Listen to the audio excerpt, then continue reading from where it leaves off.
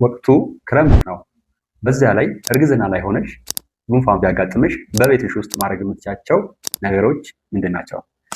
በዚህ በክረምት ወቅት ጉንፋን ቢያጋጥምሽ እነዚህ ነገሮች ቤት ውስጥ ብታደርጊ ብዙ ያግዝሻል።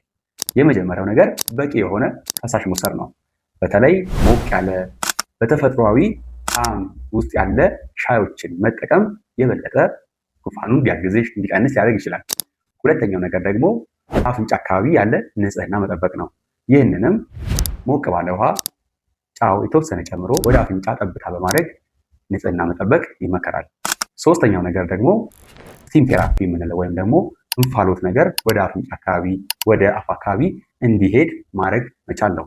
ሌላኛው በቤት ውስጥ ማድረግ የምትችል ደግሞ ጉሮሮ አካባቢ ያለ መከርከር ስሜት፣ ህመም ስሜት ደግሞ እንዲቀንስ ሞቅ ባለ ውሃ ላይ ጨው አድርጎ መቁመጥመጥ ወይም ደግሞ የጉሮሮ ንጽህና መጠበቅ ይመከራል። እነዚህ ነገሮችን አድርገሽ ምናልባት ምልክቶቹ በቂ ሆነው ካልቀነሱልሽ ደግሞ ተጨማሪ እንደ ፓራሲታሞል እንደገናም ደግሞ በባለሙያ የሚሰጡ ሎዜንጅ የምንላቸው ከከርሜላ አይነት መድኃኒቶችን መጠቀም ሊያስፈልግሽ ይችላል ማለት ነው። ዶክተር ኢሳያስ ነኝ ከቤኒ ክሊኒክ የማህፀንና ጽንስ ስፔሻሊቲ ሬዚደንት ሐኪም።